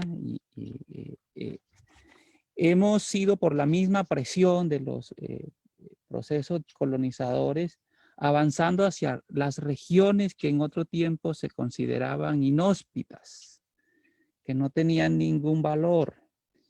Y esas tierras se han conservado y hoy día son la reserva de la salud de la tierra. Yo creo que ese es el aporte fundamental para la pervivencia de la humanidad que los pueblos indígenas estamos haciendo en este momento. En Colombia somos 2 millones de personas con el 30% del territorio, pero la población afro es de 3 millones y conserva también el 6%, son 2 millones, pero conserva 6 millones de hectáreas de territorio titulado, aunque las estadísticas que estoy presentando de 3 millones de personas afros en Colombia siento yo que hay un subregistro en el último censo nacional que realizó el DANE. Dicho estos datos generales, muy generales, sobre la realidad de los pueblos y nuestra presencia en los territorios, tengo que agradecer esta invitación porque ya se venían realizando una serie de diálogos anteriores que evidenciaron el aporte y la forma como los pueblos étnicos en general han afrontado este momento de la historia. Ya aquí en este conversatorio que hemos tenido el día de hoy se ha dicho, no es el primer momento en el que los pueblos han afrontado situaciones difíciles de pandemia. Lo primero que sucedió cuando se conoció en el mundo que venía una pandemia, el pueblo Nucac, que estaba sentado en San José del Guaviare, tomó la decisión de recoger sus chécheres y irse de nuevo a la selva. Los pueblos Sicuani de la Orinoquía decidieron que era tiempo para ir a la pesca en los ríos y aislarse, tal como lo han mencionado aquí en este conversatorio. La experiencia milenaria de los pueblos le permite tomar decisiones para la conservación, pero esa decisión va acompañada de unos efectos muy importantes para lo que aquí se ha dicho, la salud de la tierra. Es la conservación. Es la conservación de los pueblos indígenas, pero también pensando en esa economía de la solidaridad.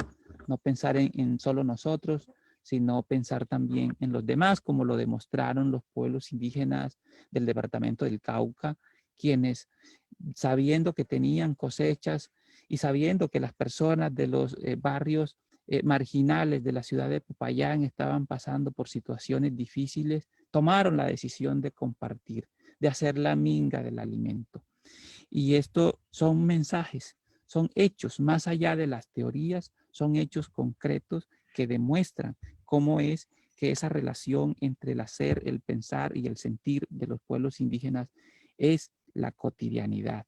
Pero también aquí nos han evidenciado y en los conversatorios anteriores se ha dicho cómo los pueblos afro han recibido este momento como un llamado de la madre tierra y como un llamado de la familia.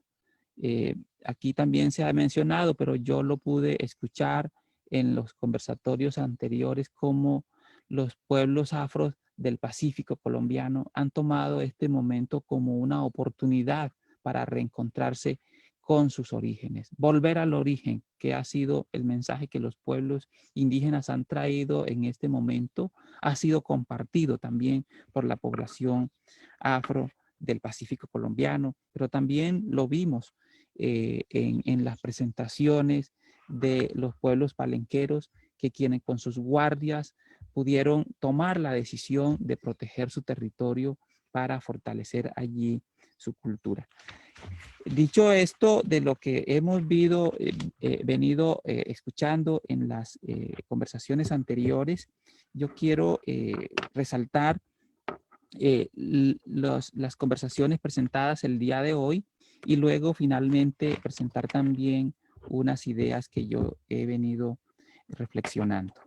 En primer lugar, en el primer bloque de conversaciones pudimos ver que todos los panelistas insistieron en la necesidad de fortalecer el diálogo intergubernamental, el diálogo de gobierno a gobierno en lo local. Esa es una apuesta muy importante porque es ahí donde se realiza la diversidad, es ahí donde se realiza el reconocimiento. Y en segundo lugar, todos los panelistas coincidieron es que en este no es un fenómeno, no es un asunto coyuntural, sino que responde a una situación estructural de la vida sobre el planeta, lo que han llamado el cambio climático. Y que aquí el cambio climático debemos pensarlo entre todos. no es un asunto de los indígenas, no es un asunto de los gobiernos, no es un asunto de la política de extractivismo, sino un asunto de todos. Y en eso, quienes intervinieron resaltaron la importancia de sus acciones desde cada uno de los planes de trabajo, y eso me parece que es muy importante. También se resaltó en ese primer bloque de intervenciones la importancia de los sistemas de producción propio, la alimentación. Ya es una invitación a dejar de teorizar sobre la idea de si es soberanía, si es autonomía, en fin, aquí es ir al hecho concreto, a la producción, a generar procesos de justicia distributiva con quien produce el alimento, a provocar los intercambios, a provocar la recuperación de esas semillas propias. También hubo una invitación que a mí me parece muy importante de nuestros panelistas a abandonar una perspectiva mediática para el abordaje de la pandemia. Esto me parece a mí que es de suma importancia porque vemos en los más medias, vemos en el comercial global sobre lo que está sucediendo en la pandemia y nos podemos generar una muy falsa sensación de seguridad, que este es el pico, que ya vamos a llegar o que ya estamos pasando. Mensajes como estos no tocan lo esencial de qué es lo que debemos hacer, qué es lo que podemos hacer y qué estamos haciendo. Y creo yo que ese es un mensaje muy importante. También en este primer bloque se resaltó de manera muy importante el rol de la mujer.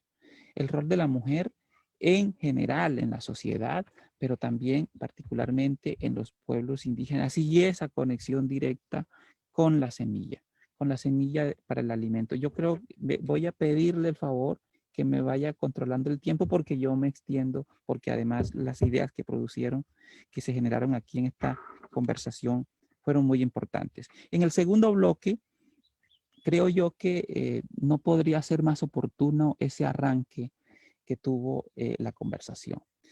Definitivamente, la diversidad que significa la riqueza en los pueblos étnicos ha sido atropellado por los monocultivos y la economía basada en cultivos de uso ilícito. Eso ya en sí representa unos retos muy importantes.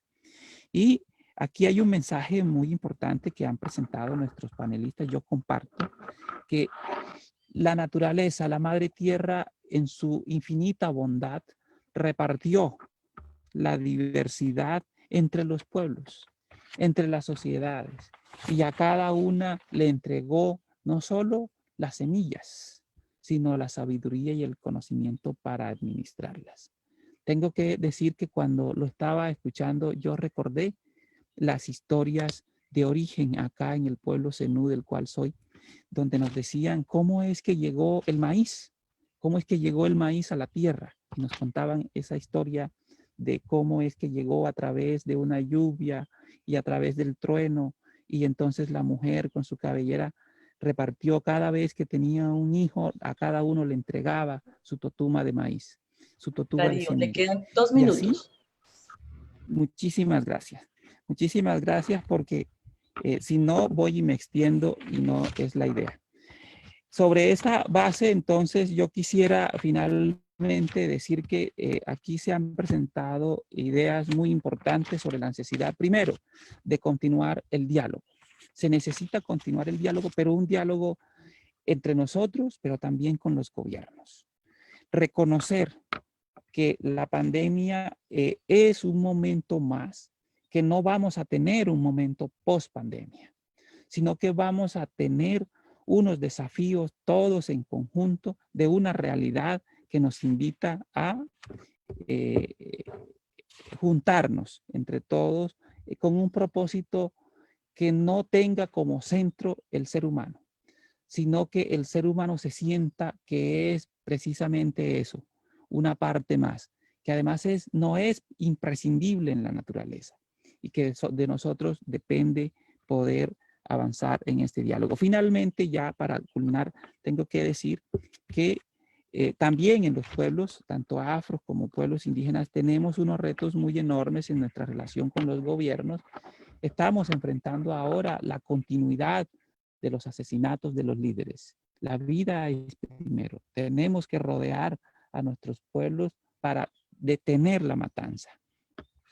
Y luego, por supuesto, tenemos que las organizaciones, nuestros amigos, todos, juntarnos para vigilar qué es lo que está sucediendo alrededor de los estados de excepción, los estados de emergencia que se han decretado para dictar normas de toda índole, basados en la idea de que contribuyen a la salud pública del país.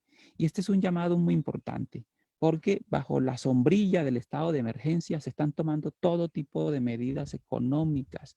Y aquí el frente más sensible es el ambiente.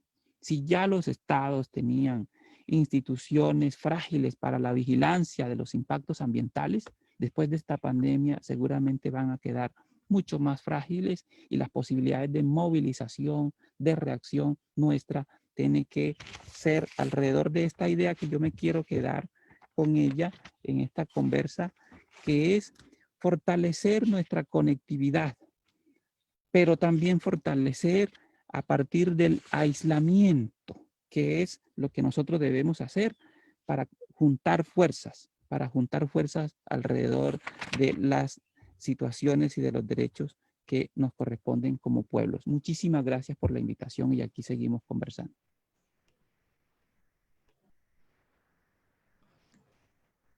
Muchísimas gracias a usted, Darío, por las palabras que nos ha ofrecido en esta conversación, en este diálogo, y a través de las mismas saludar a los pueblos étnicos que se encuentran en esta situación en Colombia.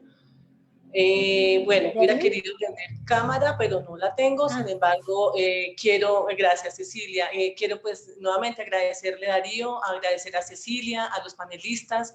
Estas conversaciones que hemos tenido hoy provocan muchas reflexiones y muy profundas en todos para transformar, para innovar, finalmente para favorecer la convivencia, la solidaridad y la armonía entre nosotros y con la naturaleza. Les invito a continuar haciendo sus comentarios en el hashtag etnias responden al COVID y le pido a la señora Manuela Ángel que para ir finalizando pues nos aporte en esta conversación. Como les conté, la señora Manuela Ángel es politóloga, especialista en desarrollo rural, con más de 20 años de experiencia en la gerencia y la coordinación de proyectos en desarrollo rural y en el ámbito humanitario, en trabajo en terreno. Manuela Ángel es nuestra oficial de programas en FAO Colombia. Manuela, gracias. Listo, ¿me escuchan bien, cierto? Sí, señora. Bueno, pues yo no sabría qué más aportar a esta conversación tan rica, para nosotros supremamente vital en este momento que vive la humanidad. De verdad muy conmovida por los aportes no solo de hoy, sino de los otros 3 diálogos que hemos tenido en este mes de julio con los pueblos indígenas, afro, palenqueros, con las organizaciones de esos pueblos y ahora con las organizaciones no gubernamentales que hoy nos acompañan. De verdad, hoy a Carlos, a Darío, a Cecilia, a Francisco, a Carmen, a Arelis, unas gracias profundas de parte de la FAO Colombia por sus aportes, por lo que han dicho.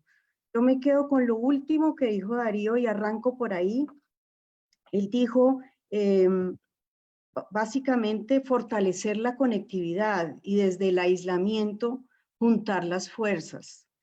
Creo que hoy se han dicho unas cosas supremamente interesantes que reivindican mucho para todos, pueblos indígenas, pueblos no indígenas, pueblos no étnicos y étnicos, nos reivindican y nos dan fuerza para seguir adelante en este mundo quizás tan nuevo que tenemos, en un mundo que descubre precisamente esa realidad de los pueblos indígenas, esa realidad de los pueblos étnicos, y que vuelve y lo pone sobre el centro de este universo y de esta tierra. Yo creo que es importante entonces que estos diálogos no acaben acá, repliquemos colegas y todos quienes están conectados, estos diálogos con todas las comunidades urbanas, rurales, con otros países, porque es importante continuar contando lo que pudimos, quienes tuvimos el privilegio de estar en estos 4 diálogos, escuchar. Yo simplemente voy a repetir palabras porque me quedo no solo gratamente sorprendida, pero no sorprendida, o sea, con mucho insumo para poder tener la fuerza para seguir. Y como FAO, por supuesto, agradecemos muchísimo estos aportes y nos comprometemos a reafirmarlos y a comunicarlos y a socializarlos. Yo creo que también se dijo algo muy interesante, y es que hay que encontrar un balance entre el conocimiento, entre esos sistemas agrodiversos y esos agrosistemas diversos, digo yo, esa forma de trabajo de los pueblos con el bosque, con la producción de alimentos, esa posibilidad de producir los alimentos y consumirlos, lo que uno produce, poderlo consumir directamente. Y eso habla también de lo que se dijo ahorita sobre la salud de nuestra tierra, es la salud de nosotros. Yo pues pienso que la importancia de esa convivencia intercultural y el balance que hay entre esa economía y esa sociedad dominante y lo que los pueblos étnicos nos pueden brindar para este mundo transformado en el que estamos viviendo, es supremamente importante.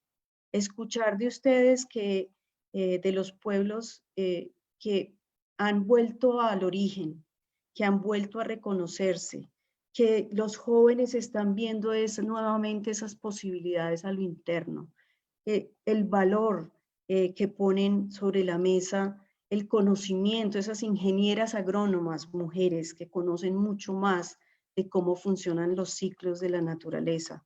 Todos esos temas para la FAO son absolutamente vitales en el trabajo que nosotros tenemos que hacer en los próximos meses, en los próximos años. Entonces, no es sino decirles que nosotros reconfirmamos y reafirmamos, por supuesto, el trabajo que venimos haciendo, la información que ustedes nos han dado.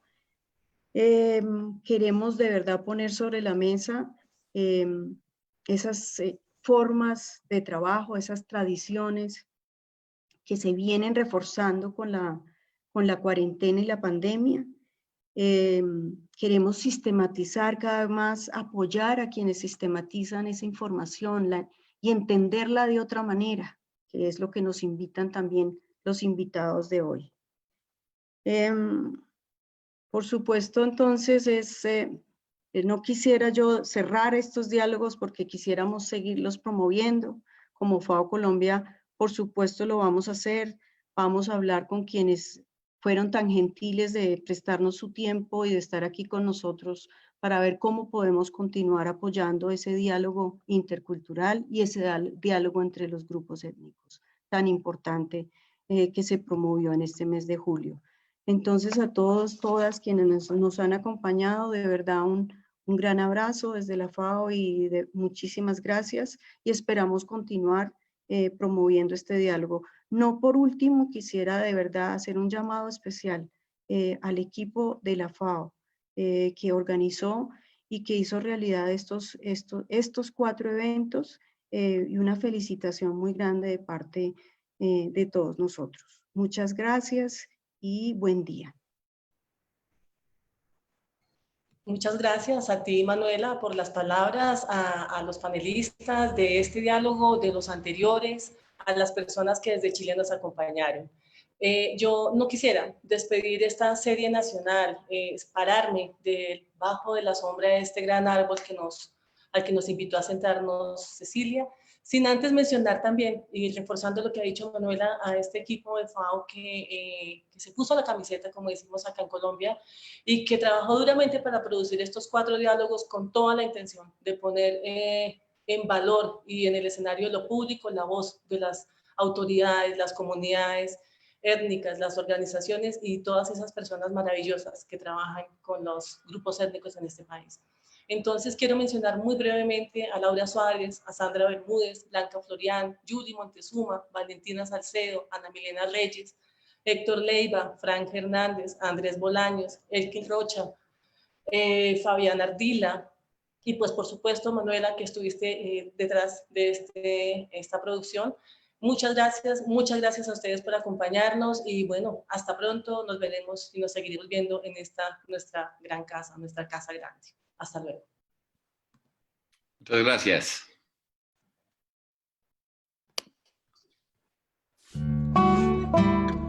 Gracias.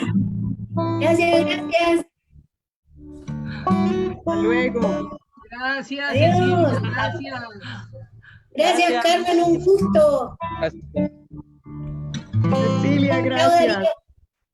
Gracias, Manuela. Chao, Carlos. Gracias, Darío. Arelis.